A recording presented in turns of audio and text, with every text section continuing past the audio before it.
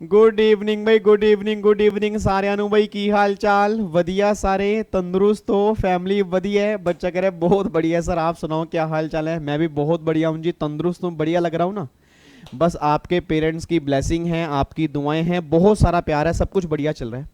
अच्छा, आज आप सबको पता है आज हमारा क्या होगा जी? पीजीपी का चैप्टर तो कल हम रिवाइज कर चुके हैं, आज हमें करने हैं उसके एमसीक्यूज, ये बात ध्यान देना जी। आज हमें करने हैं उसके एमसीक्यूज। अच्छा, एक बात और ध्यान सुनना, अभी 8:30 बजे जो हमारा लाइव सेशन होगा उसमें चैप्टर नंबर 2 जो है ना रेजिडेंशियल स्टेटस वाला, उसके 7 कॉन्सेप्ट आज हम डिस्कस करेंगे। तो सर बहुत बहुत जरूरी है आपको अटेंड करना, क्योंकि जो आज हम 7 कॉन्सेप्ट करेंगे आप में से काफ़ी सारे बच्चों के डाउट्स होते हैं, तो वो भूल के भी मत भूलना जी। अप्रोक्सीमेट 8 सवा 8 बजे ये हमारे एमसीक्यूज आज खत्म हो जाएंगे। 15 मिनट का आराम से रेस्ट लेना, चाय पानी पीना, 8:30 बजे वापस आके बैठ जाना। फिर 8:30 से लेकर आज मैं पूरे 27 मिनट में खत्म कर दूंगा जी। अगर कोई नालायक बच्चा आ गया कि ये कॉन्सेप्ट समझा दो, वो कॉन्सेप्ट समझा दो, उनको मैं अभी से बोल रहा हूँ कि वो स्टूडेंट दरबार का सेशन देख लें, इसमें हमने अच्छे से रिवीजन की है। वहां पे हमें कॉन्सेप्ट रिकॉल करने होते हैं, बस ये बात ध्यान देना जी। ठीक है जी। बच्चा कह रहा है सर आज जो आपने एमसीक्यूज भेजे थे 30 एमसीक्यूज, वो तो बिल्कुल आसान थे, उसमें तो कुछ था ही नहीं, सारे के सारे एमसीक्यूज हमारे सही होंगे। टेंशन मत लो बेटा, आज पता लगेगा। आज सारा का सारा कॉफी और सारी की सारी चाय हो जाएगी। यार कॉफी कॉफी अलग हो जाएगी, चाय चाय अलग हो जाएगी, बस ये बात ध्यान देना। बच्चा कह रहा है सर ये तो सुना था कि दूध का दूध पानी का पानी हो जाएगा, ये कॉफी की कॉफी और चाय की चाय हो जाएगी, ये आज सुना है, मैंने नया बनाया है जी। इधर देखो ध्यान से, अब लो जी एक बार अब चेक करना कहाँ पे गया पेन मेरा। मेरे बच्चे, मेरे नोनू, मेरे सोनू, मेरे इलायची कलर के बच्चे, मेरा पेन कहाँ गया? पेन ढूंढ के बताओ फटाफट से, मेरा पेन कहाँ है जल्दी। लो जी मिल गया मेरा पेन, ये रहा मिल गया पेन, मिल गया पेन। पता नहीं पीछे छुप गया था, फ्रूटी के पीछे छुपा था, फ्रूटी फ्रूटी के साथ पड़ा हुआ था। देखो ये भी फ्रूटी पीता है, पेन भी मेरा। चलो इधर देखो ध्यान से, आज हमारा पीजीबीपी का टेस्ट नंबर 1 है, और जिसके 30 में से 30 क्वेश्चन सही होंगे, या अगर मान लो आपके 25 क्वेश्चन या उससे ऊपर भी सही है ना, ये लगा लो इट मींस आपने पीजीपी सही ढंग से पढ़ा है। बट अगर आपके 25 भी सही नहीं है, फिर आपको बहुत मेहनत करनी पड़ेगी जी। मैं आपको इतनी छूट दे रहा हूं कि आप 30 में से 5 क्वेश्चन गलत कर सकते हो। वैसे तो मैं चाहता हूं कि एक भी गलत ना हो, बट अगर फिर भी 25 क्वेश्चन भी सही हैं तो कोई बात नहीं, आप थोड़ी बहुत और इंप्रूवमेंट कर सकते हो। बट अगर 25 भी सही नहीं है, फिर कहीं ना कहीं दिक्कत है जी। क्योंकि हमने 8 लेक्चर लगाए हैं रिवीजन पे, और जो हमने रिवीजन लेक्चर लगाए हैं और जो हमने रेगुलर बैच के अंदर डिटेल के अंदर पढ़ा था, वो सारी बातें आज काम आएंगी। अब पता लगेगा कि आपके एमसीक्यूज कैसे आते हैं जी। और ये एमसीक्यूज वो एमसीक्यूज नहीं है जो स्कैनर में दिए हुए जी। स्कैनर में आपके अलग एमसीक्यूज हैं, ये एमसीक्यूज आपके अलग हैं, मैंने आपको अलग बना के दिए हैं, बस ये बात ध्यान देना जी। ठीक है जी, आओ जी देखते हैं एक बार, आओ जी इधर देखो ध्यान से, फटाफट से एमसीक्यू स्टार्ट करते हैं। सारे बच्चे चैट बॉक्स में आंसर देना स्टार्ट करेंगे। हर बच्चे से मैं रिक्वेस्ट कर रहा हूं जी, सबने आंसर देना, चाहे वो गलत हो चाहे वो सही हो, सबने आंसर देने की कोशिश करनी है जी। ठीक है स्टार्ट करें, पक्का पक्का। लो जी इधर देखो ध्यान से, एक बार क्वेश्चन नंबर 1 पढ़ो। क्वेश्चन नंबर 1 क्या है? N assessee use plant and machinery for the purpose of carrying on his business under section number 31, he shall be eligible for deduction on account of. अब अपने आप बोल दो, पहले एक बात बताओ, सेक्शन नंबर 31 था किसका सर? सेक्शन नंबर 31 था किसका? याद करो, सेक्शन नंबर 30 था कि अगर कोई खर्चा बिल्डिंग वाला होगा उसका ट्रीटमेंट क्या होगा, वो 30 में था। अगर कोई खर्चा फर्नीचर और मशीनरी वाला होगा उस केस में क्या होगा, वो 31 में था। मेरा पूरी क्लास से क्वेश्चन है, आपको मैंने कहा था कि जो भी आपने रिवेन्यू खर्चे किए होंगे वो आपको 31 में 100% अलाउड होंगे, चाहे वो ओनर ने किया चाहे वो टेनेंट ने किया। और अगर कोई ओनर ने कैपिटल खर्चा किया होगा वो मशीन की कॉस्ट में ऐड हो जाएगा और वो डेप्रीसिएशन क्लेम करेगा। और अगर कोई कैपिटल खर्चा टेनेंट ने किया होगा मशीनरी पर, वो खर्चा अलाउड नहीं होगा, क्योंकि 30 वाले केस में अलाउड होता है, 31 वाले केस में अलाउड नहीं होता। पहली बात, क्वेश्चन किसका है, 30 का या 31 का? 31 का। अच्छा एक बात मुझे और बताना, अब क्या 31 में कैपिटल खर्चों की बात की गई है या रिवेन्यू खर्चों की? रिवेन्यू खर्चों की। याद करो मैंने कहा था कैपिटल खर्चे जो डेप्रीसिएशन की फॉर्म में अलाउड होते हैं ना, वो 32 में कवर होते हैं। मेरा पूरी क्लास से क्वेश्चन है सर, सेक्शन 32 हमारा डेप्रीसिएशन का था, मतलब अगर आपने कैपिटल खर्चा किया उस केस में डेप्रीसिएशन कैसे क्लेम करोगे, वो सारी बातें आपकी 32 में आती हैं। तो अगर 30 और 31 की बात करूंगा वो रिवेन्यू खर्चे की बात करते हैं, 32 जो है वो डेप्रीसिएशन की बात करेगा, मतलब जो कैपिटल खर्चा होगा उसका ट्रीटमेंट क्या होगा, वो सारी की सारी बातें 32 के अंदर आती हैं। अब वो ये बात कहना चाह रहा है कि 31 में जो खर्चे हैं उसमें कौन से अलाउड होते हैं, आपने आप बोल देना जी, क्या कैपिटल और रिवेन्यू दोनों अलाउड होते हैं? Answer is no. क्या करंट रिपेयर मींस क्या रिवेन्यू खर्चा अलाउड होता है? Answer is yes. अच्छा, कैपिटल खर्चा और रिवेन्यू खर्चा, मतलब कैपिटल खर्चा 1/5 अलाउड होता है, रिवेन्यू खर्चा सारा, आंसर इज नो। और वो कह रहे हैं both A and B, answer is no. Option number B is the correct answer. Section 31 में जो भी आपके रिवेन्यू खर्चे होंगे वो अलाउड होंगे, जो कैपिटल खर्चा होगा उसको मशीन की कॉस्ट में ऐड करोगे, और सेक्शन 32 में क्या क्लेम कर लोगे? डेप्रिसिएशन जी। ठीक है, तो बस ये बात ध्यान देना जी। यहां पे आपने गलती पता क्या की होगी? कई नालायक बच्चे, मुझे पता है सर, मैं कह रहा हूं मैं जितने मर्जी बादाम खिला दूं आपको, जितने मर्जी काजू खिला दूं, जितने मर्जी बिस्किट खिला दूं, जितने मर्जी फ्रूटी पिला दूं, आपने फिर भी गलती करनी है। मतलब इतनी रिवीजन क्लास कराने के बाद भी अगर ये क्वेश्चन गलत है ना सर, फिर इससे आसान क्वेश्चन नहीं बन सकता। और ये क्वेश्चन हमने मेरे ख्याल सेकंड या थर्ड क्लास में ही करवा दिया था मैंने आपको, कि अगर कोई रिवेन्यू खर्चा होगा वो पूरा अलाउड होगा, कैपिटल खर्चा होगा अलाउड होगा in the ratio of depreciation. और डेप्रिसिएशन जो है वो क्लेम कहां पे करते हैं? सेक्शन 32 में, वो 31 की बात कर रहा है। तो 31 में सिर्फ रेवेन्यू खर्चे अलाउड होंगे, कैपिटल खर्चा होगा वो 32 में अलाउड होगा। Option number B is the correct answer. कोई दिक्कत तो नहीं है? पक्का पक्का आगे बढ़ सकते हैं। लो जी अगले क्वेश्चन पे आओ जी। क्वेश्चन नंबर 2 देखो जी, क्वेश्चन नंबर 2 क्या है? क्वेश्चन नंबर 2 कह रहा है an electricity company charging depreciation on SLM method, मतलब 3211 on each asset separately sell one of its machinery in April 2020 at 1,20,000, और उसकी WDV जो है वो 135 है। मेरा पूरी क्लास से क्वेश्चन है जी, याद करो मैंने आपको समझाया भी था कि अगर आपका सेल प्राइस आपकी WDV से कम है, आंसर दे दो यार, अगर आपका सेल प्राइस आपकी WDV से कम है तो उसको क्या बोलते हैं? Terminal depreciation. सर अगर सेल प्राइस मेरा WDV से कम है तो गवर्नमेंट ने क्या कहा था कि आपको अलाउड होगा, किस नाम से? टर्मिनल डेप्रिसिएशन के नाम से। तो अपने आप बोल दो मेरा सेल प्राइस कितना है? 120, WDV कितनी है? 135। तो 15,000 पे क्या मैं शॉर्ट टर्म कैपिटल लॉस बोलूंगा या टर्मिनल डेप्रिसिएशन बोलूंगा? टर्मिनल डेप्रिसिएशन बोलूंगा जी। ठीक है जी, तो यहाँ पे 15,000 पे क्या निकल के आएगा जी? Terminal depreciation. Option number A is the correct answer. बताओ इस क्वेश्चन में क्या था? कई बच्चे पता क्या कह रहे हैं, ये सामने मुस्कान बैठे हैं, मुस्कान कह रही है सर मैंने शॉर्ट टर्म कैपिटल लॉस लिख दिया था। मुझे पता है मुस्कान आप ये गलती करोगे, इवन मुस्कान नहीं, कई नालायक बच्चे हैं जिसमें गलती करके आए होंगे, उनको पता क्या लग रहा होगा? अरे यार सर ने कहा था अगर सेल प्राइस कम होगा उस केस में लॉस होगा ना। मेरे बच्चे, मेरे नोनू, मेरे सोनू, आप क्वेश्चन ध्यान से पढ़ो। ये इलेक्ट्रिसिटी कंपनी वाला क्वेश्चन है, एसएलएम वाला क्वेश्चन है। एसएलएम वाला क्वेश्चन 3211 में कवर था, वहां मैंने कई बार आपको रिवाइज करवाया कि अगर सेल प्राइस आपका WDV से कम है वो टर्मिनल डेप्रिसिएशन होगा। ये क्वेश्चन देखो आपके सामने आ गया। अब पता लग रहा है कि अगर प्रोविजन सही ढंग से नहीं पढ़ोगे तो क्वेश्चन भी नहीं होंगे। और जो बच्चा क्वेश्चन को रटने की कोशिश करता है, प्रोविजन ही नहीं पता, वो क्वेश्चन बिल्कुल भी नहीं कर सकता जी। तो उम्मीद करूंगा आपने प्रोविजन सही ढंग से पढ़े होंगे, तब जाके क्वेश्चन भी आसान लगेंगे जी। क्वेश्चन नंबर 3 देखो जी, क्वेश्चन नंबर 3 कितना आसान है। क्वेश्चन नंबर 3 क्या है जी? Mister X acquire an asset which was previously use for scientific research for 2,75,000 deduction under section 3514 was claimed in the previous year 1819, मतलब डिडक्शन क्लेम कर ली थी। The asset was brought into use for the business of Mr. X. After the research was completed, the actual cost of the asset to be included in the block of asset. याद करो sir, याद करो section 41(3) scientific research वाली asset को अगर directly business में cell कर दूंगा, फिर जो रिकवरी होगी वो टैक्सेबल होगी PGP के अंदर। और याद करो मैंने रिवीजन क्लास के अंदर भी आपको बताया था कि अगर उस एसेट को आप दूसरे बिजनेस में लेके जाओगे उसकी कॉस्ट आपकी बनेगी नील, क्योंकि 100% कॉस्ट आप पहले अलाउड कर चुके हो। अब एक बात मैंने सोच के बताना सर, एक बात सारे बच्चे मेरे को सोच के बताओ, ये जो आपने 2,75,000 रुपए की मशीन ली थी, ये 100% कॉस्ट तो अलाउड हो चुकी होगी। और अगर सारी कॉस्ट मुझे अलाउड हो चुकी होगी, जब मैं इसको बिजनेस में लेके जाऊंगा तो इसकी कॉस्ट क्या दोबारा से लूंगा या कॉस्ट नील लूंगा? कॉस्ट नील लूंगा ना। तो option number A is the correct answer. देखो ये आंसर आएगा जी।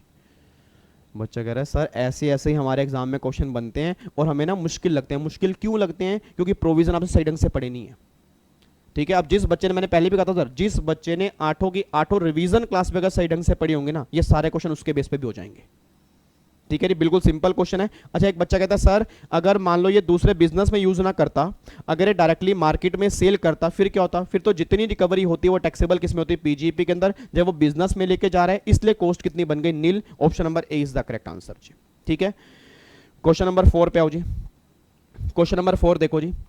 A limited has unabsorbed depreciation 4,50,000 for the previous year 2021. This can be carried forward इतना गिरा हुआ क्वेश्चन है ना यार, इतना गिरा हुआ क्वेश्चन है, उसको उठाना पड़ रहा है।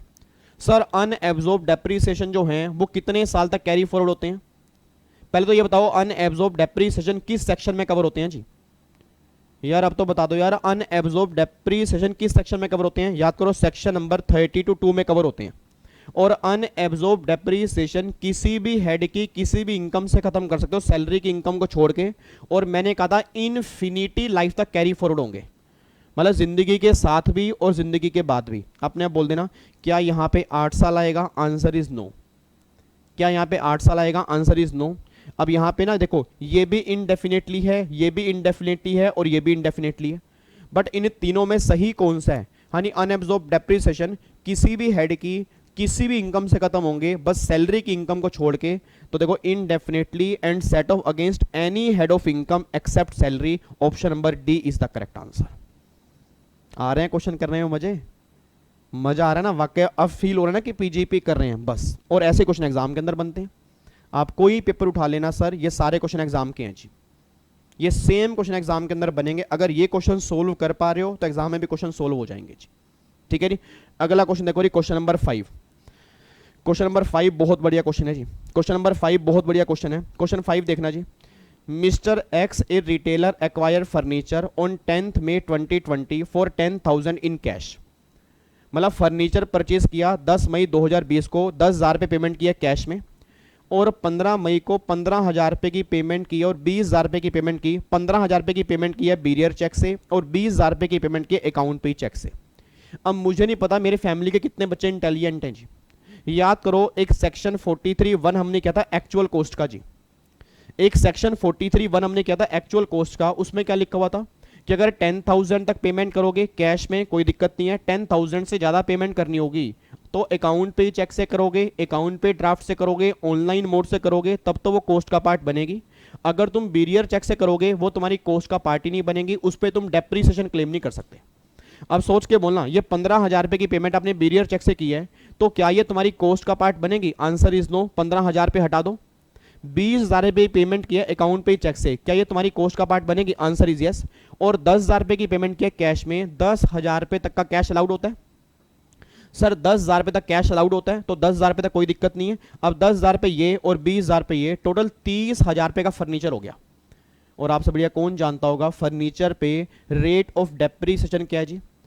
याद करो, फर्नीचर पे रेट क्या लगता है? 10% लगता है। तो 30,000 रुपये का 10 कितना आएगा? 3,000 रुपये निकल के आएगा डेप्रीसिएशन। उसने मुझसे पूछा क्या है कि डेप्रीसिएशन कितना अलाउेबल होगा ये बता दो, तो 3,000 रुपये आंसर निकल के आएगा। Option number B is the correct answer.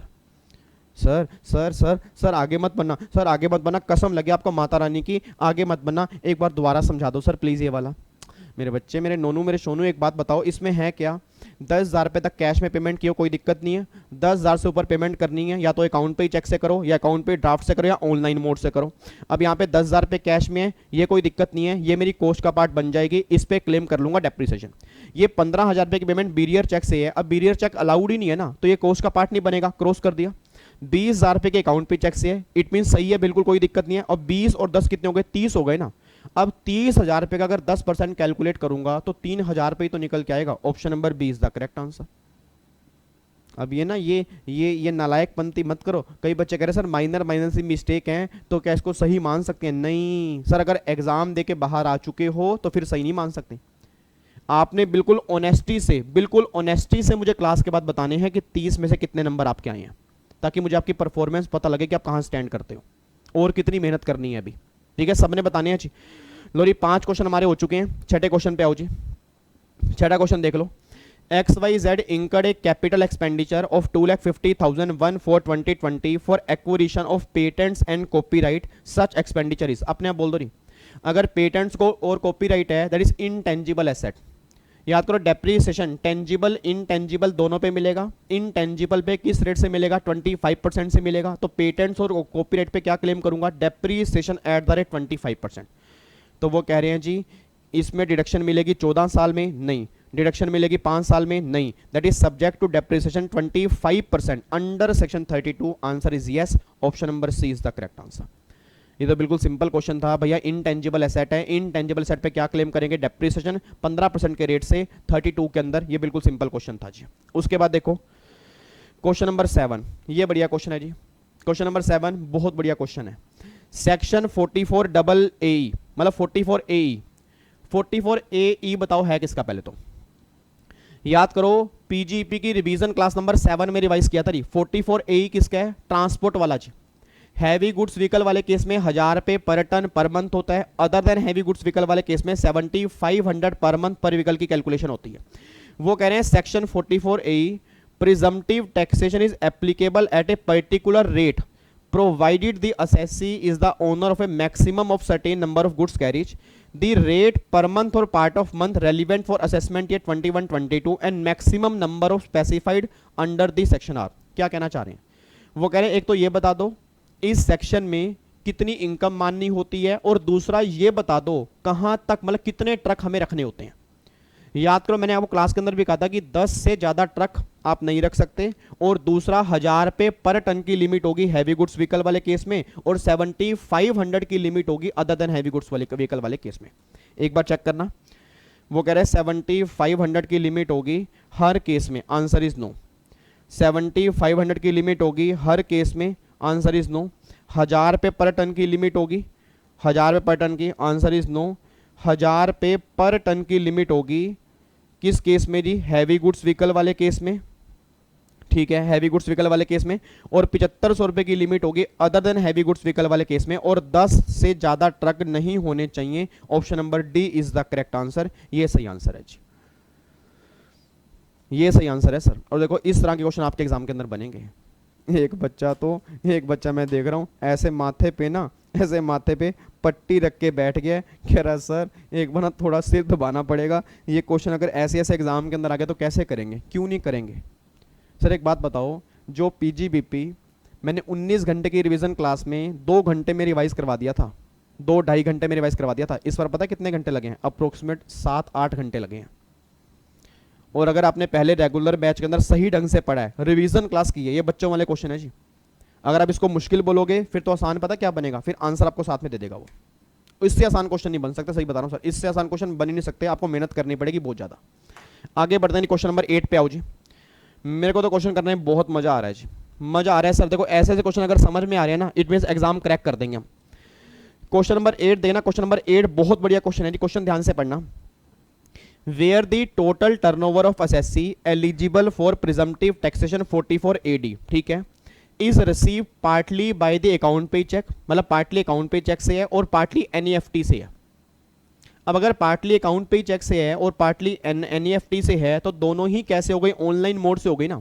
और अगर दोनों ही ऑनलाइन मोड से हैं, आप सब जानते हो नॉर्मल केस में 8% इनकम मानते हैं, ऑनलाइन मोड वाले केस में 6% इनकम मानते हैं।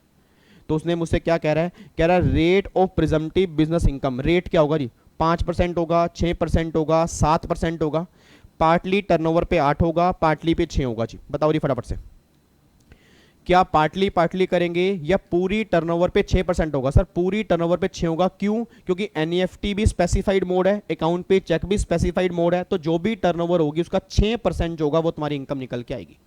Option number B is the correct answer, ये इसका आंसर बनेगा जी। कोई दिक्कत तो नहीं है? लो जी आगे बढ़ो फिर।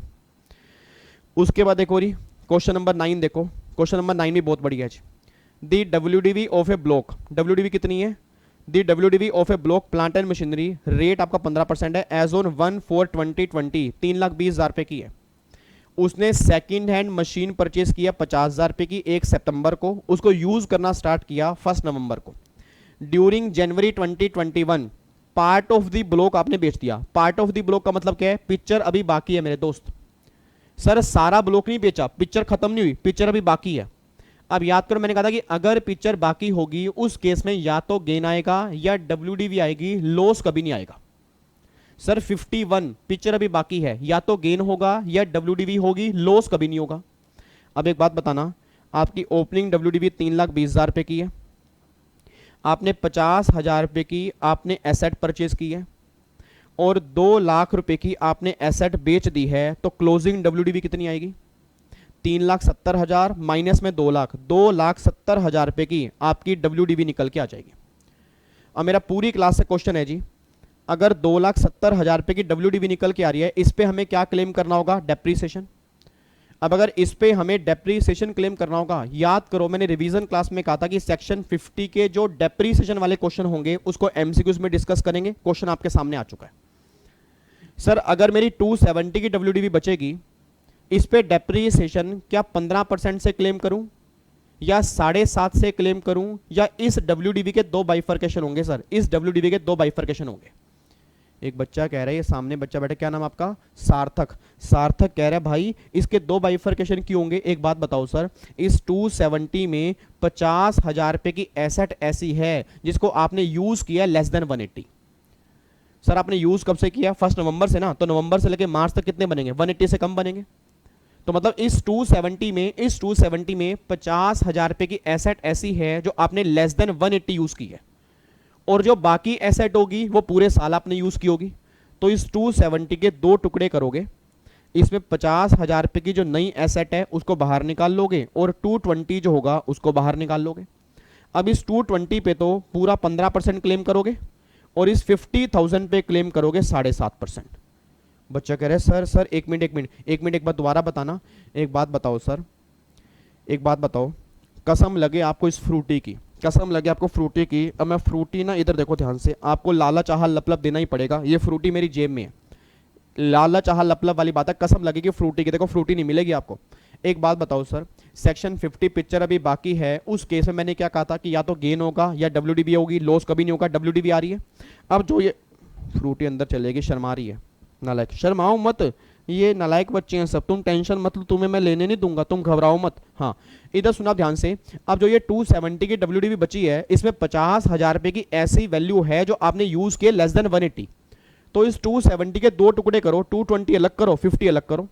अब 50,000 पे क्या क्लेम करोगे? 7.5, क्योंकि वो आपने लेस देन 180 की है, और बैलेंस वाली पूरा क्लेम कर लो। तो फ्रूटी अब मैं तुम्हें रख देता हूं, क्योंकि तुम्हारे जितने फैमिली के बच्चे हैं किसी ने सही आंसर नहीं दिया, तुमको मैं ही पीऊंगा, तुम टेंशन मत लेना। अब यहां पे देखो री, 220 का 15% जी, कितना निकल के आ गया? 220 का, ओए होए, ये मेरे को लग रहा है गलत कर दिया हमने। 320 प्लस में 50 माइनस में 2 लाख, 170 आ रहा है, 170 आ रहा है। कितना? आप कैसे कैसे बच्चे हो, 170 आ रहा है, 270 बोल रहे हो। बच्चा कह रहा है कसम लगे सर, आप चैट बॉक्स देख लो, हमने चिल्ला चिल्ला के यहाँ पे 170 लिखा है, हमें खुद समझ नहीं आ रहा है 270 आप कहाँ से लिख रहे हो, तभी तो हम कंफ्यूज हो रहे थे। अब तो कोई दिक्कत ही नहीं है हमें। अब 170 के दो टुकड़े कर लो, अब तो दिक्कत नहीं है ना। हाँ देख लो, आपने मुझे आवाज मारी, मैंने सुन लिया, एकदम दिल से दिल कनेक्टेड है हमारा। 120 का 15% और फिर 50,000 रुपये का 7.5% अगर आप निकालोगे तो 21,750 रुपये निकल जाएगा डेप्रीसिएशन। उसने मुझसे मांगा क्या है? डेप्रीसिएशन। तो option number A is the correct answer, ये आंसर आएगा जी। ठीक है, तो एक बार आंसर अपने सामने रख लेना जी। 170 के दो टुकड़े कर लो, 120 अलग कर लो, 50 अलग कर लो। 120 का 15%, 50 का 7.5%, आपका 21,750 रुपये निकल जाएगा डेप्रीसिएशन जी। ठीक है, कोई दिक्कत तो नहीं है। ये हमारा क्वेश्चन नंबर 9 था जी। क्वेश्चन नंबर 10 देखो री, क्वेश्चन नंबर 10 कितना बढ़िया है। क्वेश्चन नंबर 10 कहना चाह रहा है, employer contribution to provident fund और सुपर एनुएशन फंड और gratuity fund is allowed as deduction in computing total income under head PGBP provided it has been paid. ये बिल्कुल सिंपल क्वेश्चन है सर। एक बात मैंने सोच के बताना, सेक्शन 43B हमने पढ़ा था, पेमेंट करनी है। याद करो मैंने कहा था डिडक्शन मिलेगी पेमेंट बेस पे, और पेमेंट कब करनी है? जो रिटर्न फाइल करने की ड्यू डेट होती है उस दिन या उससे पहले अगर पेमेंट करोगे तब खर्चा उस साल में अलाउड होगा, नहीं तो अलाउड नहीं होगा। तो ये वही बात कहना चाह रहे हैं कि एम्प्लॉयर ने एम्प्लॉय के फंड में जो कंट्रीब्यूट किया, डिडक्शन तब मिलती है वो पेमेंट कर देता है। तो पेमेंट कब करनी है पूछना चाह रहे नहीं, बताओ पेमेंट कब करनी है? जो रिटर्न की ड्यू डेट होगी उस दिन या उससे पहले पेमेंट करनी होगी। तो before the end of relevant previous year नहीं, ओनर before the due date by which the employer is required to credit an employee contribution, answer is no. Owner before the due date of filing of return of income under section 139(1), answer is yes. Option number C is the correct answer, ये हमारा answer आएगा जी। कोई दिक्कत, कोई परेशानी, कुछ भी अजीब लग रहा हो जी बता दो। ठीक है, अच्छा एक बात बताना, अब 10 में से किस किस के कितने सही हैं, एक बार चैट बॉक्स में लिख के बताओ। 10 में से किस किस बच्चे के कितने सही हैं जी? 10 में से किस किस बच्चे के कितने कितने सही हैं?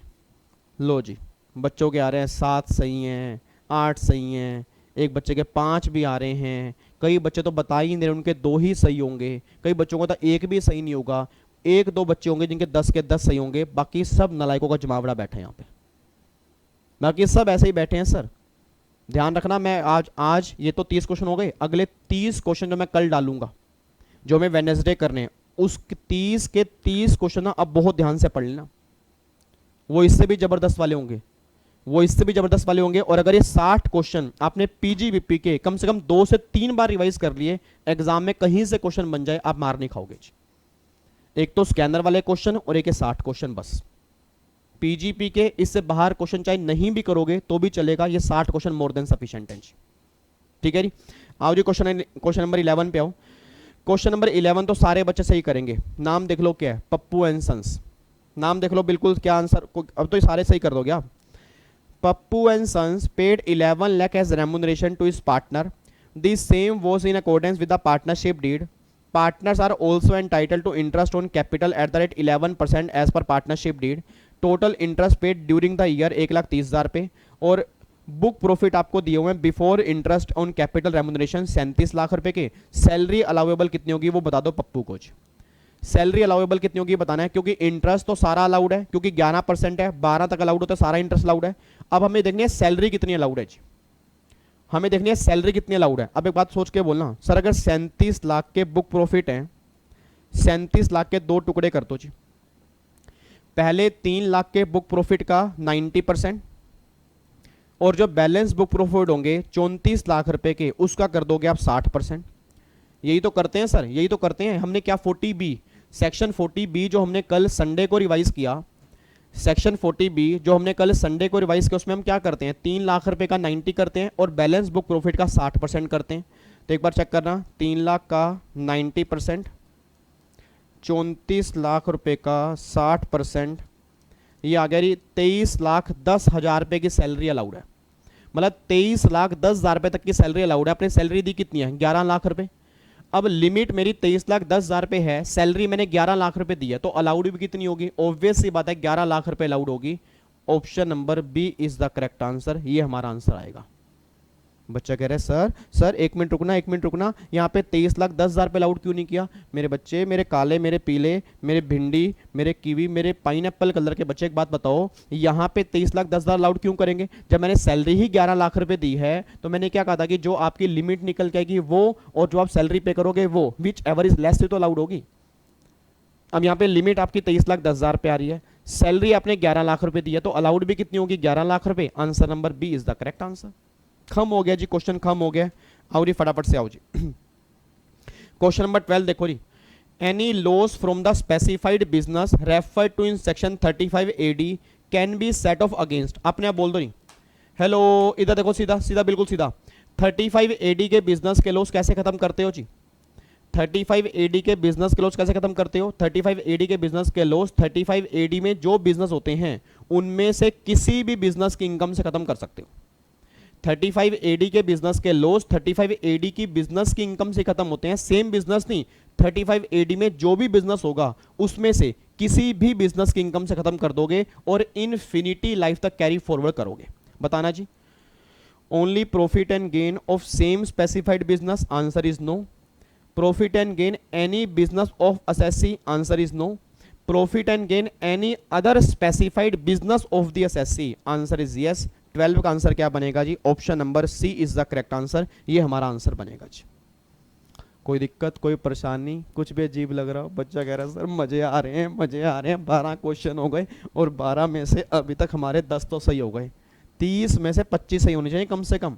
मजे मत लो, मेरे अभी 13 क्वेश्चन और पड़े हैं बच्चा, 13 क्वेश्चन अभी देखना कितने बढ़िया बढ़िया क्वेश्चन आएंगे, नजारे आ जाएंगे आपको। आगे देखो question number 13, according to section 80, according to section 80 no loss which has not been determined in pursuance of a return filed in accordance with the provision of section 139(3) shall be carry forward the exception। exception का मतलब क्या है, याद करो sir, एक section 139(3) होता है return के चैप्टर में। वैसे अभी हमने रिवाइज नहीं किया, बट फिर भी अगर किसी बच्चे को याद आ रहा हो, अगर हम रिटर्न सही टाइम पे फाइल नहीं करते तो बिजनेस और कैपिटल गेन के लॉस को कैरी फॉरवर्ड नहीं करते, बट हाउस प्रॉपर्टी के लॉस और अनएब्जॉर्ब डेप्रीसिएशन ये कैरी फॉरवर्ड हो जाते हैं चाहे आपने रिटर्न सही टाइम पर फाइल ही क्यों ना की हो। अब वो ये बात कहना चाह रहे हैं कि वैसे लॉस तुम्हारे कैरी फॉरवर्ड नहीं होते, रिस्ट्रिक्शन है, बट क्या इसकी कुछ एक्सेप्शन भी हैं? Answer is yes. House property के लॉस और अनएब्जॉर्ब डेप्रीसिएशन ये दो लॉस ऐसे हैं, इसको तुम कैरी फॉरवर्ड कर सकते हो चाहे तुमने रिटर्न लेट फाइल की हो। तो बताओ जी एक्सेप्शन क्या है? Specified business, answer is no. Capital gain, answer is no. Loss from house property और unabsorbed depreciation, answer is yes. ये हमारे आंसर आएंगे जी, option number C is the correct answer. सही है, हाई फाई आ जाओ, हाथ आगे करो, हाई फाई लो जी। उसके बाद देखो जी, वो कह रहे हैं maximum period for which loss from specified business can be carry forward. अभी मैंने आपको बताया जी, अभी 2 मिनट पहले आपको बताया था कि 35 एडी के बिजनेस के लॉस, 35 एडी के बिजनेस कोई भी बिजनेस हो उसकी इनकम से खत्म करोगे और इनफिनिटी लाइफ तक कैरी फॉरवर्ड करोगे। वो ये कह रहे हैं कितने साल तक जी? Indefinitely, indefinitely, indefinitely. Option number C is the correct answer. Okay है जी रिपोर्ट, पक्का पक्का। वीर तुम बड़े चलो, धीर तुम बड़े चलो, आगे चलो जी। Which of the following is not taxable under head PGBP? इसमें से कौन सी इनकम पीजीवीपी हेड में टैक्सेबल नहीं है? इसमें से कौन सी इनकम बिजनेस हेड में टैक्सेबल नहीं है? आपको यह बताना चाहिए। इनकम फ्रॉम स्पेक्यूलेटिव बिजनेस ये टैक्सेबल होती है। Payment for not pursuing any activity और प्रोफेशन नॉट कंप्लीट फीस ये टैक्सेबल होती है। याद करो सर, अगर कोई काम ना करने के लिए पैसा मिलेगा, कोई एक्टिविटी ना कैरी करने के लिए पैसा मिलेगा, वो पैसा भी टैक्सेबल होगा पीजीपी हेड के अंदर। सेक्शन 28 के जो हमारे बचे हुए पॉइंट थे ना, एक बार उसको आप रीड करोगे, अब आपको समझ में आ जाएंगे, उसकी बात कर रहे हैं जी। उसके बाद जी gift in connection with business profession. याद करो मैंने कहा भी था सर, अगर ड्यूरिंग द बिजनेस प्रोफेशन मुझे कोई भी गिफ्ट मिलता है, कोई परक्विजिट मिलता है, वो स्टार्टिंग से ही टैक्सेबल होगा, ये भी टैक्सेबल होगा। Gift receive by member of HUF from HUF, ये जो है ये बिजनेस में टैक्सेबल नहीं होता, ये अदर सोर्स में टैक्सेबल होता है। या तो अगर एचईएफ जो है, एचईएफ अपने मेंबर्स को गिफ्ट दे रही है, उस केस में टैक्सेबिलिटी अदर सोर्स में होगी, बिजनेस में नहीं होगी। तो उसने क्या बोला, कौन सी इनकम यहां टैक्सेबल नहीं है? तो फोर्थ वाली इनकम यहां टैक्सेबल नहीं है। तो option number C, option number C only fourth, ये वाली इनकम जो होगी यहां टैक्सेबल नहीं होगी। बाकी सारी इनकम जो है वो बिजनेस में टैक्सेबल है। ओके रिपोर्ट है जी, आगे बढ़े और क्वेश्चन नंबर 16 पे आओ। फिर क्वेश्चन नंबर 16 देखो जी, additional depreciation shall be allowed कितने percent to all assessee in connection with plant and machinery for the purpose of manufacturing and also to the assessee engage in generation, transmission और distribution of electricity. आपने बोलो रही additional depreciation कितने percent मिलता है? 20%। अगर backward area में तो 35 है, कुछ भी नहीं कहा बैकवर्ड एरिया के बारे में, तो क्या मानेंगे? नॉर्मल मानेंगे। तो वो कितना क्लेम करेंगे? 20% क्लेम करेंगे। Option number D is the correct answer. 16 का क्या बनेगा जी? डी बनेगा, 20% के रेट से मिलेगा जी आपको। ये तो बिल्कुल सिंपल क्वेश्चन था जी। क्वेश्चन नंबर 17 भी सिंपल है, क्वेश्चन नंबर 17 भी सिंपल है। If the asset is purchase and put to use for less than 180 days, additional depreciation shall be allowed at the 10% and remaining additional depreciation shall be allowed in subsequent year। आपने बोल दो नहीं, अगर मैंने use किया less than 180 के लिए तो मैं कितना क्लेम करूंगा? 10%, और जो बैलेंस 10 होगा वो अगले साल क्लेम कर लूंगा। ये बात हमने रिवीजन क्लास के अंदर भी की थी। और अगर वही बैकवर्ड एरिया की बात होती तो 17.5 उसने बैकवर्ड एरिया के बारे में कुछ भी नहीं कहा, तो हम किसकी बात करेंगे? 10% की बात करेंगे। तो लेस देन 180 days और 10%, option number B is the correct answer. 17 का बन जाएगा जी बी। ओके, क्वेश्चन नंबर 18 देखो जी, एडिशनल डेप्रीसिएशन किस पर नहीं मिलेगा जी? एडिशनल डेप्रीसिएशन किन किन चीजों पर नहीं मिलेगा? देखो जी, सेकेंड हैंड मशीन पर, बिल्कुल सही बात है, नहीं मिलेगा। ओके रिपोर्ट है जी, ये ठीक है। एनी मशीनरी और plant installed in office premise और रेजिडेंशियल एकोमोडेशन, इस पर भी नहीं मिलेगा, बिल्कुल सही है। एनी ऑफिस एम्प्लाइंस और रोड ट्रांसपोर्ट व्हीकल और शिप एंड एयरक्राफ्ट, इस पर भी नहीं मिलेगा, बिल्कुल सही है। एनी मशीनरी और plant the actual cost of which has not been debited to profit and loss account, इस पे मिल जाएगा। फोर्थ पॉइंट ये बात कहना चाह रहा है कि जिसकी 100% कॉस्ट पहले अलाउड नहीं हुई। हाँ, अगर ये फोर्थ पॉइंट में ये लिखा होता ना कि अगर 100% कॉस्ट पहले अलाउड हो चुकी हो फिर नहीं मिलेगा। एक बात मैंने सोच के बोला, 3514 साइंटिफिक रिसर्च वाला जो कैपिटल खर्चा करते हैं, जो साइंटिफिक रिसर्च वाले पे कैपिटल खर्चा करते हैं, वहां पे 100% अलाउड होता है। अब जब 100% खर्चा मुझे अलाउड हो चुका है तो क्या साइंटिफिक रिसर्च वाली एसेट पे एडिशनल मिलना चाहिए? आंसर इज नो ना। बट यहां पे वो ये नहीं कह रहा कि सारी कॉस्ट अलाउड हो चुकी है, वो कह रहा है कॉस्ट अलाउड नहीं हुई, उसने क्या लिखा है? Has not been. तो मतलब इस पे तो एडिशनल मिल जाएगा। तो उसने मुझसे क्या पूछा क्वेश्चन में, किस पे एडिशनल मिल जाएगा या किस पे नहीं मिलेगा? नालायक को क्वेश्चन पढ़ के बताओ ना, किस पे नहीं मिलेगा या किस पे मिल जाएगा? किस पे नहीं मिलेगा, तो नहीं किस पे नहीं मिलेगा? पहला, दूसरा, तीसरा। तो आंसर मेरे ख्याल से पहला, दूसरा, तीसरा कहां पे? ऑप्शन नंबर सी, ये रही, पहला, दूसरा, तीसरा, इन तीनों पे आपको एडिशनल डेप्रिसिएशन नहीं मिलेगा, ये बात ध्यान देना जी।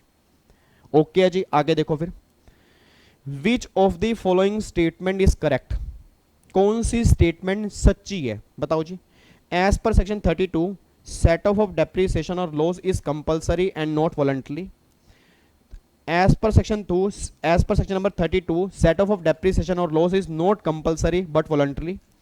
As per section 32, set off of depreciation or loss is compulsory and voluntary. As per section 32, set off of depreciation or loss is not compulsory. अपने आप बोल दो जी, डेप्रीसिएशन क्लेम करना क्या है?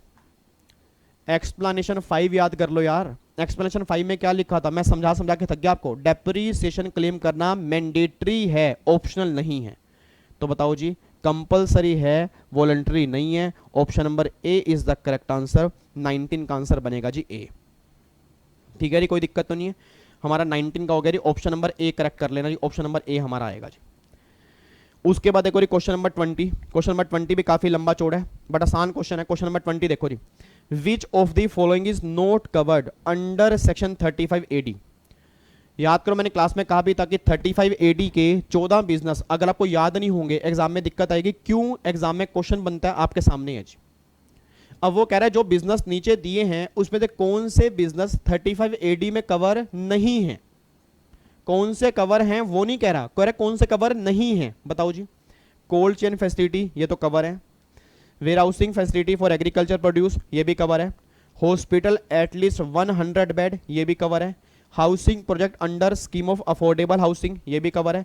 Warehousing facility for storage of non agriculture produce, ये cover नहीं है क्योंकि एग्रीकल्चर प्रोड्यूस वाला कवर है। हॉस्पिटल एटलीस्ट 50 बेड्स, ये कवर नहीं है जी। तो ये दोनों बिजनेस जो हैं ये 35 एडी में कवर नहीं है। ये दोनों बिजनेस जो हैं ये 35 एडी में कवर नहीं है। तो 5th एंड 6th आंसर इसका बनेगा जी option number D, only 5th and 6th, ये दोनों जो है इसमें कवर नहीं है जी। लो जी, 20 क्वेश्चन हमारे हो चुके हैं।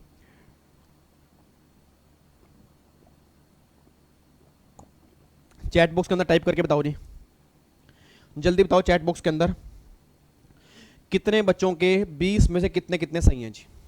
है कोई ऐसा बच्चा क्लास में जो फ्रूटी का हकदार है? कोई बच्चा मेरे हाथ से फ्रूटी लेना चाहता हो सर? है किसी के 20 में से 20 सही? जरा अपना चेहरा दिखाओ जी, जिसके 20 में से 20 सही हैं, सिंगल भी गलत नहीं है। ऐसा कोई महानुभाव मेरी क्लास में बैठा हो जी? तो फिर जो हमारा टारगेट है 90 का वो कैसे पूरा होगा सर? अगर इसमें 20 में से 20 सही नहीं है तो टारगेट कैसे पूरा करोगे जी? कई बच्चों के 18 हैं, 17 हैं, कई बच्चे तो ऐसे भी होंगे 10 भी सही नहीं होंगे उनके। कई नालायक बच्चे ऐसे भी होंगे, उनको तो बस लग रहा है पेपर है, मजाक करने चले जाएंगे। और फिर पता बाहर की क्या बोलेंगे, यार तैयारी पूरी की थी, नंबर नहीं आ रहे। तैयारी कहाँ आपने पूरी की है? अगर ये क्वेश्चन में 20 में से अगर 10 नंबर भी नहीं आ रहे फिर तैयारी पूरी नहीं है सर, फिर प्रोविजन ही क्लियर नहीं है अभी तो आपके। और मैं तभी बार बार कह रहा हूं सर, जितना ज्यादा एक चीज को बार बार रिवाइज करोगे उतना आपका ही फायदा होगा। ठीक है जी, चलो अब अगले 10 क्वेश्चन पे आओ जी। अगले 10 क्वेश्चन क्या है? लास्ट 10 क्वेश्चन हमारे जी। Which statement from the following is correct? इसमें कौन सी स्टेटमेंट सच्ची है? इसमें कौन सी स्टेटमेंट सच्ची है? As per section 40B interest to the partner is allowed but maximum up to 12% per annum simple interest, ये स्टेटमेंट सच्ची है। As per 40B interest to partner is allowed but maximum 18%, ना जी ये तो गलत है।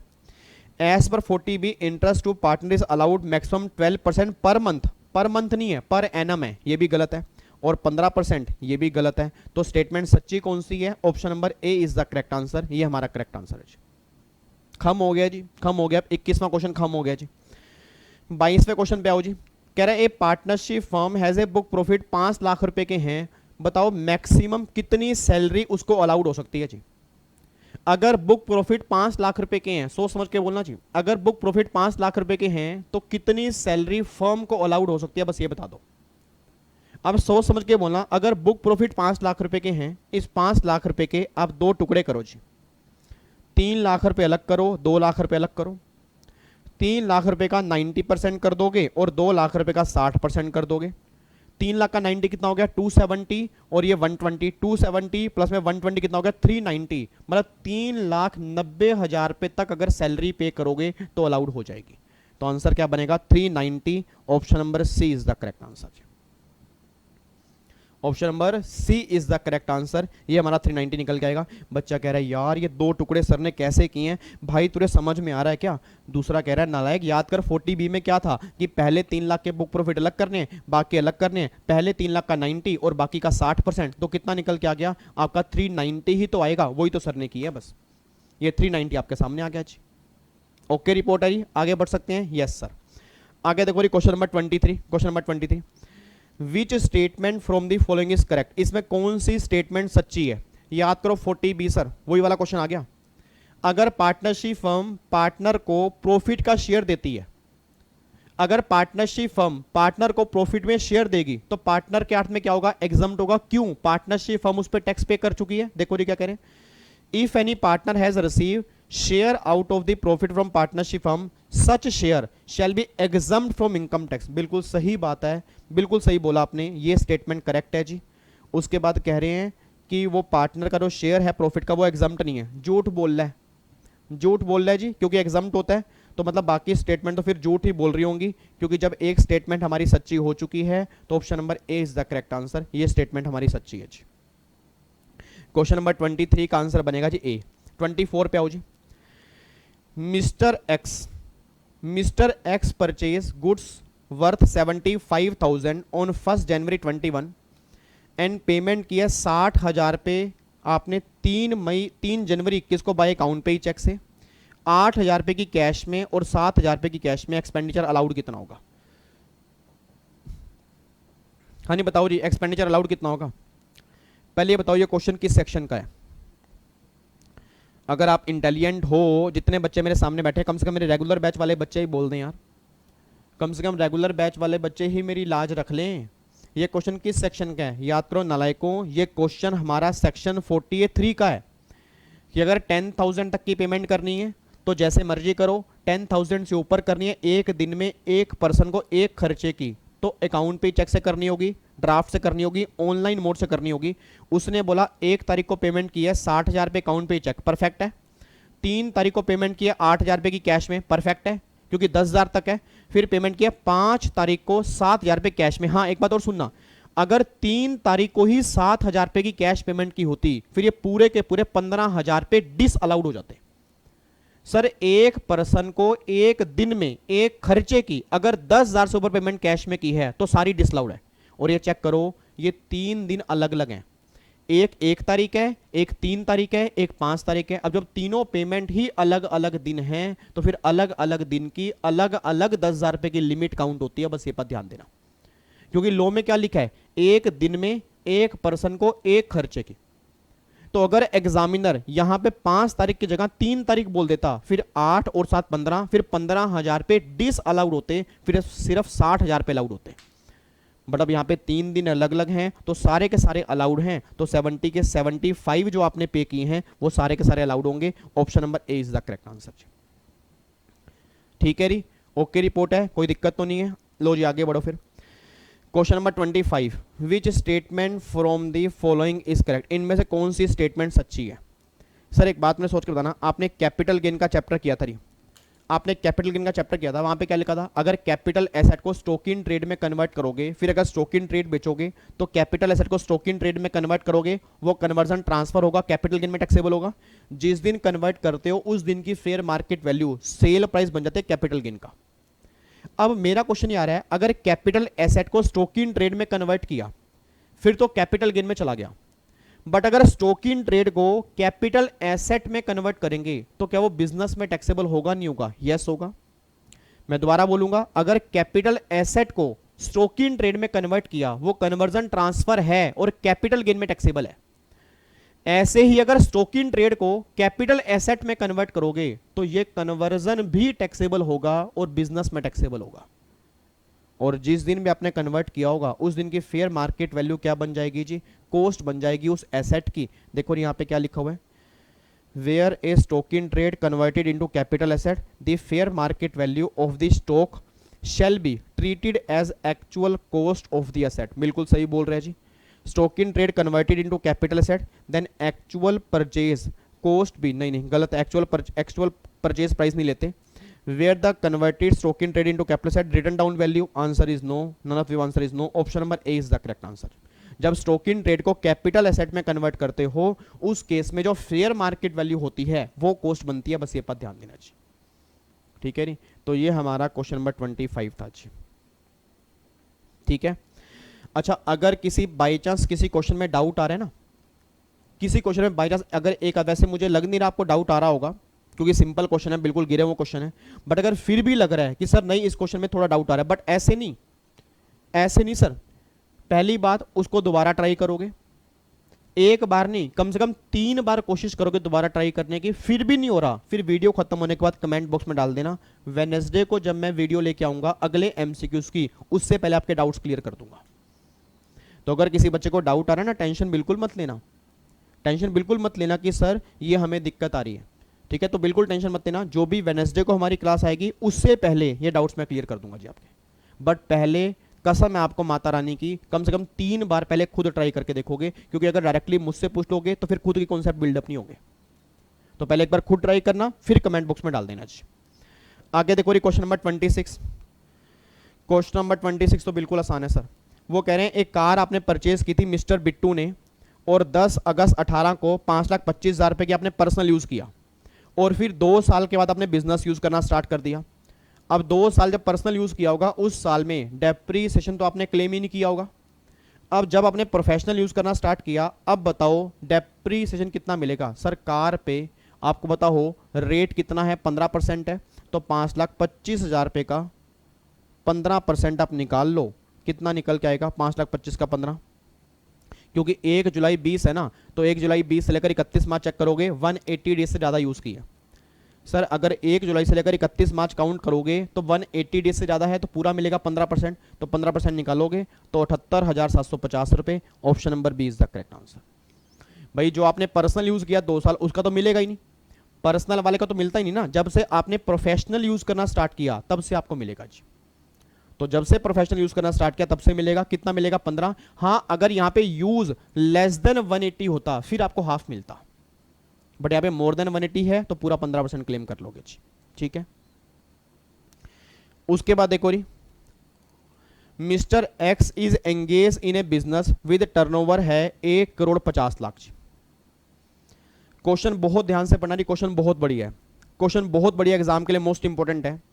Mister x is engage in A business with turnover 1,50,00,000 रुपए है, सारी पेमेंट कह रहे हैं all payment receive by account pay check, bank draft और इलेक्ट्रॉनिक मोड, एंड एक्सपेंडिचर इंकर किए हैं 1,40,00,000 रुपए के। प्रिजम्पटिव इनकम कितनी आएगी वो बता दो। मेरा पूरी क्लास से क्वेश्चन है, जब हम प्रिजम्पटिव स्कीम यूज करते हैं तो क्या कोई भी खर्चा अलाउड होता है? Answer is no. जितनी टर्नओवर होती है उसका 8% या 6% इनकम मान लेते हैं, कोई खर्चा अलाउड नहीं करते। तो जो ये खर्चा 1,40,000 रुपए किया, जो ये खर्चा 1,40,000 रुपए किया, क्या ये खर्चा अलाउड होगा? आंसर इज नो, अलाउड ही नहीं होगा। ये तो बेकार की बातें हैं, कंफ्यूज करने के लिए दिया हुआ है। बट आप में से कई बच्चे पता क्या गलती करेंगे, 1,50,00,000 में से 1,40,00,000 माइनस करके 10 लाख रुपए की इनकम बोलेंगे, ऑप्शन नंबर ए बोलेंगे। That is incorrect answer. Sir इसमें खर्चा माइनस ही नहीं करना, करना क्या है, जो टर्नओवर है उसका 6% निकालो। 6 क्यों कह रहा हूं, सारी पेमेंट आप चेक कर लो ऑनलाइन मोड से है, तो कितना बनेगा, 6% बनेगा ना, तो 1.5 करोड़ का 6 कितना बनेगा, 9 लाख रुपए। ये बिजनेस की इनकम आएगी। Option number B is the correct answer. आ रहा है मजा क्वेश्चन करके? आज खुल रही हैं आंखें, खुल रही हैं कि वाकई पीजीपी कैसा है।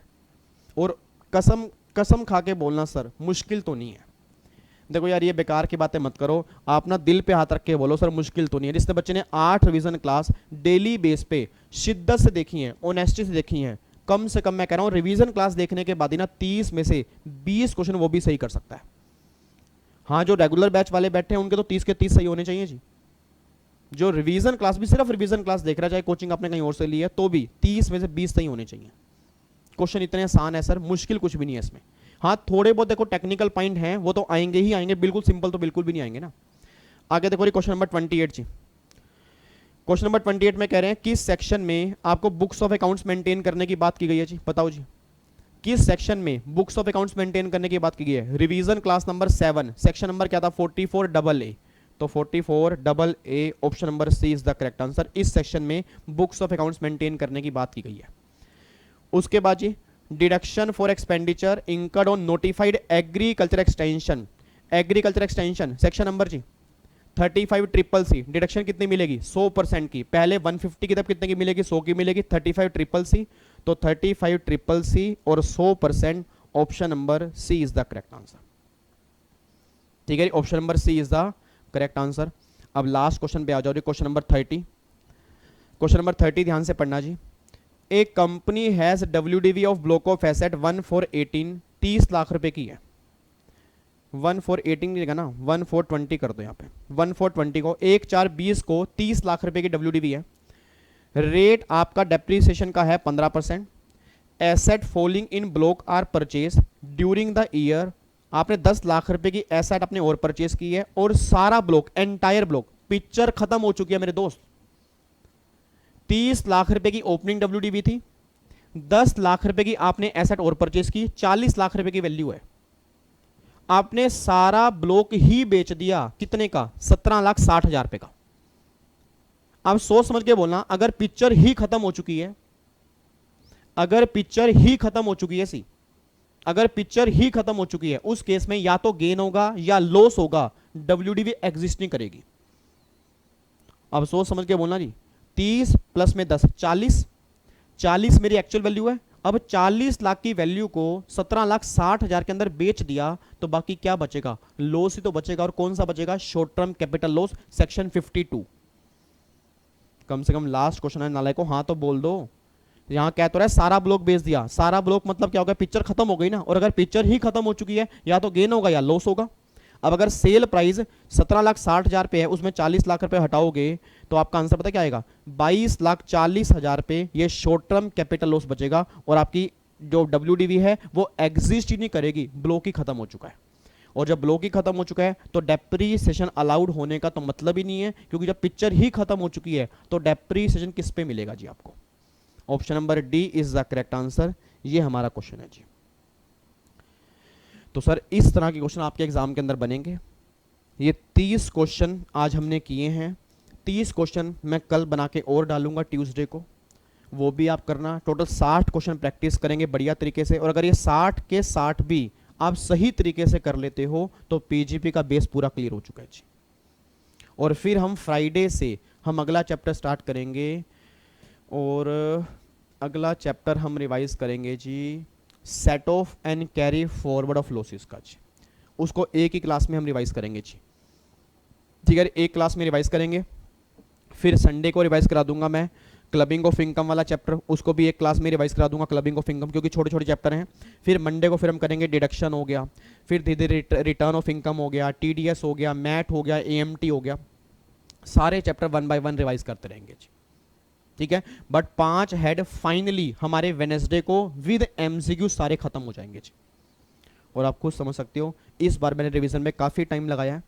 अगर कोई बच्चा रिवीजन क्लास भी सही ढंग से स्टार्टिंग से लेके अब तक डेली बेस पे देख रहे हैं ना सर, मैं सही बता रहा हूँ, उसका इनकम टैक्स में कॉन्फिडेंस जरूर बिल्डअप हुआ होगा। और बाकी GST की रात को हमारे 10 बजे चल ही रही है, तो GST रात को चल रही है। इनकम टैक्स ये अब 8:30 बजे फिर दोबारा से मिलेंगे, जिसमें 7 कॉन्सेप्ट हमें दोबारा डिस्कस करने हैं रेजिडेंशियल स्टेटस के चैप्टर के।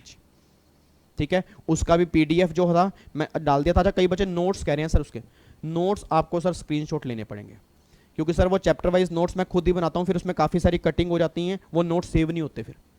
तो नोट्स अगर हो सके, आपका ऑलरेडी समरी बुक दी है सर, अब जब समरी बुक आपके पास है वहाँ से कर सकते हो। नहीं तो अगर आपको लगता है कि नहीं सर मुझे वही वाले नोट्स, तो फिर आप स्क्रीनशॉट लेके रख सकते हो। स्क्रीनशॉट लेके सेव कर सकते हो फोल्डर के अंदर कि हाँ भाई सेशन 1 के ये नोट्स हैं, सेशन 2 के ये नोट्स हैं।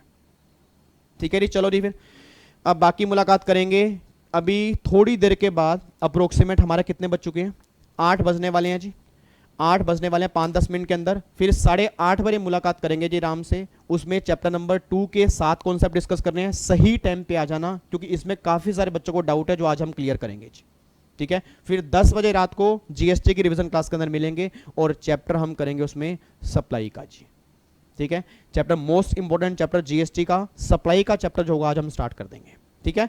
ओके जी, bye bye, tata, thank you so much, जय हिंद, गॉड ब्लेस यू जी, लव यू, टेक केयर। और अगर अच्छी लगे तो नालायक को लाइक ठोक के जाना। और 1 लाख सब्सक्राइबर होने पे अगर एग्जाम से पहले आपके हो जाते हैं, अगर एग्जाम से पहले वैसे हो जाने चाहिए, बहुत बढ़िया गिफ्ट दूंगा जो मैंने सोच रखा है। बच्चा कह रहे अब क्या गिफ्ट दोगे सर, अब कौन सा गिफ्ट बचा है? एक गिफ्ट बचा है, एक गिफ्ट बचा हुआ है, और वो गिफ्ट मैंने सोचा, बट वो तब दूंगा जब मेरी फैमिली 1 लाख की पूरी हो जाएगी। उस दिन सेम डे अनाउंस करूंगा, चाहे वो रात को 2 बजे हो, 3 बजे हो, सेम डे अनाउंस करूंगा। और गिफ्ट आपका ऐसा होगा, आप कहोगे सर अब हमारे पास वर्ड्स ही खत्म हो गए हैं, ठीक है। देखते हैं वो गिफ्ट क्या है, मैंने सोच रखा है जी। Bye bye, take care, God bless you, जय हिंद, love you so much, bye bye जी, गॉड ब्लेस यू, खुश रहो जी हमेशा।